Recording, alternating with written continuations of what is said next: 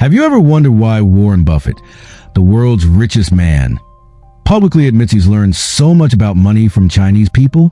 That's right.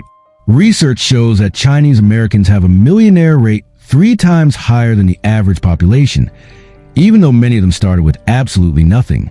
They've been hiding financial secrets passed down for thousands of years. Being wealthy isn't about making a lot of money. It's about how you manage money. I'll never forget the first time I worked with Mr. Lee, a Chinese-American businessman I met on a project. He lived in a modest suburban home, drove an old Toyota, and brought his lunch in a simple container. But when I happened to learn he owned millions in real estate and had a substantial investment portfolio, I couldn't help but be curious. When I asked for a secret, he just smiled with kind eyes. You see, Westerners think being rich means spending a lot. We Chinese think being rich means keeping a lot. Today, I want to share with you 10 ancient financial habits that Chinese people have used to build and protect wealth across thousands of years of history. These habits have been tested over 5,000 years of civilization and millions of successful families. What's special is that the final habit will make you completely rethink how you teach children about money. 9 out of 10 parents are doing this wrong. If you want to learn how to build sustainable wealth like the Chinese, comment Chinese wisdom, and let's begin this journey of discovering secrets that even Warren Buffett admires. The first thing Mr. Lee taught me sounded paradoxical. To be rich like a king, live like a pauper. Most of us Americans are taught that when we make good money, we should live like rich people, buy big houses, nice cars, designer clothes to show our success. But Chinese people believe in a completely different principle. Wealth doesn't show. This means true wealth isn't about showing off, but about quietly accumulating. There's an ancient story he told about the richest merchant of a dynasty. Despite owning enormous wealth, he still lived in a simple house, ate rice with pickled vegetables, and wore plain clothes. When his son asked why he didn't live luxuriously like other wealthy people, he replied, "Son, wealth is like water in a basin. Those who show off are like people splashing water everywhere. Eventually the basin will be empty. The wise person is like someone who keeps water in the basin. Over time, the basin will overflow." From that, I understood that living below your financial means isn't about being cheap. It's about being smart. Instead of spending money on things to look rich, save it to actually become rich. This is the first foundation of sustainable wealth. But just saving isn't enough. The second thing Mr. Lee shared completely changed how I viewed investment. We Chinese have a saying, gold and silver can run out, but knowledge lasts forever. He told me his family could skip buying new cars, nice clothes, or luxury vacations, but never hesitated to spend on their children's education. In Chinese culture, there's a very important concept. Learn and practice continuously. This applies not just to children, but to adults too. Mr. Lee, even past 60, still attended courses on real estate, finance, and technology. He said, every dollar invested in the mind will return 100 times more than investing in anything else. I started applying this principle by cutting unnecessary expenses and dedicating money to learning new skills, attending training courses, buying books, and investing in improving my knowledge. The result was that my income increased significantly in just 1 year. However, what surprised me most was how Mr. Lee manages monthly cash flow. While most of us are taught pay all the bills first, then save what's left, he did the complete opposite. Pay yourself first, then pay others, he said. This is the secret that rich people don't want anyone to know. He explained that Chinese people have an ancient philosophy. Little by little creates much. As soon as he received a salary, he would automatically transfer a portion to savings and investment accounts, then use the remainder for monthly expenses. If you wait until the end of the month to save, there will always be a reason not to save. He advised me. This pay the future first formula completely changed my financial situation. Instead of always feeling broke at the end of the month, I started seeing my savings account grow steadily. But the most important thing Mr. Lee taught me was how to view time. Westerners want to get rich quick. Chinese want to get rich long. He shared during an afternoon tea. This is the fourth habit. Understanding that time is your best friend, not an enemy you need to rush to defeat. He told a wonderful ancient story. There was an old man planting a great tree in his garden. People asked, You're already old. Why plant this tree when it takes decades to grow? The old man smiled. I'm not planting for myself, but so my descendants can rest in its shade.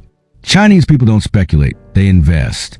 They don't try to quickly double their assets in a few months, but patiently build solid investment portfolios over decades. Mr. Lee showed me his stock portfolio, all stable companies with little volatility, but steady growth over many years. You see, I never trade stocks. I just buy and hold good companies, then let time do the rest. This led me to realize the importance of having a home, not just emotionally, but financially. The fifth habit he shared sounds familiar, but has deep meaning. Own the land, don't rent the land. Chinese people believe only with land comes wealth. When you pay rent every month, you're helping your landlord become wealthy, Mr. Lee explained. When you pay a mortgage every month, you're helping yourself become wealthy. He didn't encourage impulsive home buying, but emphasized the importance of having a clear plan. Stable housing leads a stable career. This is one of the most basic principles for Chinese people. But what truly surprised me was how he viewed real estate. For him, buying a house wasn't just for living, but the first step in building a family financial empire. This led to the sixth habit. Build a family empire, not just personal income. While most of us work for a boss and hope for annual raises, Mr. Lee had completely different thinking from a young age. In Chinese culture, we don't think about ourselves alone. We think about the entire lineage, he said. I'm not building a career just for me, but building a foundation for my children and grandchildren. He told stories of famous merchant families in Chinese history, families that could maintain wealth across generations not through luck, but through systematic thinking. Instead of having just one income source from a job, I create multiple different income streams. Instead of just enriching myself, I build structures so my children can continue to develop. From that, I began thinking about creating my own small empire. It doesn't have to be a big business, but can start from personal skills, creating valuable products or services. The important thing is changing your mindset from employee to small business owner. But Mr. Lee also warned me about something very important when starting a business. Building a business needs capital, but you must avoid the wrong kind of debt. This is the seventh habit he considered extremely important. Borrow to buy assets, not to buy pleasures. He explained that Chinese people distinguish very clearly between good debt and bad debt. Good debt is money you borrow to buy things that can generate income or appreciate over time, like rental properties, equipment for production, or knowledge to increase income. Bad debt is money you borrow to buy things that depreciate or don't generate income, like new cars, designer clothes, luxury vacations. Chinese people have a wonderful ancient philosophy. The highest good is like water, meaning the best thing is like water, knowing how to flow in the right direction. Money is the same. You must know how to direct it properly. Avoid consumer debt like avoiding plague, he emphasized. But use investment debt wisely with calculation.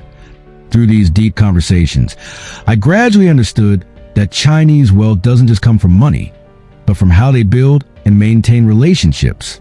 This led to the eighth habit. Your network is your net worth. At home, rely on parents. Outside, rely on friends. This saying that Mr. Lee often mentioned isn't just simple advice, but an entire life philosophy. He shared with me the concept of guanxi, the art of building valuable relationships that Chinese people have refined over thousands of years. Westerners often think relationships and business are two separate things, he said. But for us, investing in relationships is like investing in stocks. You give first, then receive later, not immediately, but when you truly need it. He told me how he built his business network. Instead of focusing only on personal interests, he always looked for ways to help others first. When someone needed advice, he was ready to share experience. When there were good opportunities he couldn't participate in, he referred friends. Be a person first, do business second, he often said. When you help others succeed, they'll remember and help you when needed. Thanks to this network, he gained many investment opportunities that he couldn't access alone, from information about potential real estate projects to partnerships in new businesses. Everything came from trusted relationships built over many years. But what I admired most about Mr. Lee wasn't how he made money, but how he viewed the purpose of having money. The ninth habit he shared completely changed my perspective on personal finance. Money isn't just for spending, but for passing on. Westerners usually think about their own retirement, having enough money to live comfortably in old age, he said during an afternoon when we sat drinking tea. But we Chinese think differently. We think about our descendants' prosperity, about leaving them not just money but knowledge and opportunities. He explained about generational financial thinking, not just accumulating for yourself, but building a foundation for the entire lineage. There's an old saying my father taught me: the money ancestors leave behind is not as good as a skill. This means instead of just leaving money, leave your descendants knowledge, skills, and most importantly, how to think about money. He showed me his family's long-term financial plan, not just for him, but for his son and even future grandchildren. From education funds, startup funds for children, to plans for passing on the business, everything was carefully calculated. I don't work to enjoy alone, he said. I work to create a legacy that can exist across generations. This led me to the final, and perhaps most important habit, something that Warren Buffett once expressed amazement about: teach children about money from a young age. What impressed me most when I first visited Mr. Lee's house was seeing his 8-year-old grandson sitting and calculating New Year money with a small notebook. The boy wasn't just counting money, but carefully recording money received, money for spending, money for saving, and even money for investing, buying books or educational toys. Westerners often think talking about money with children will make them greedy, Mr. Lee said. But the reality is the opposite.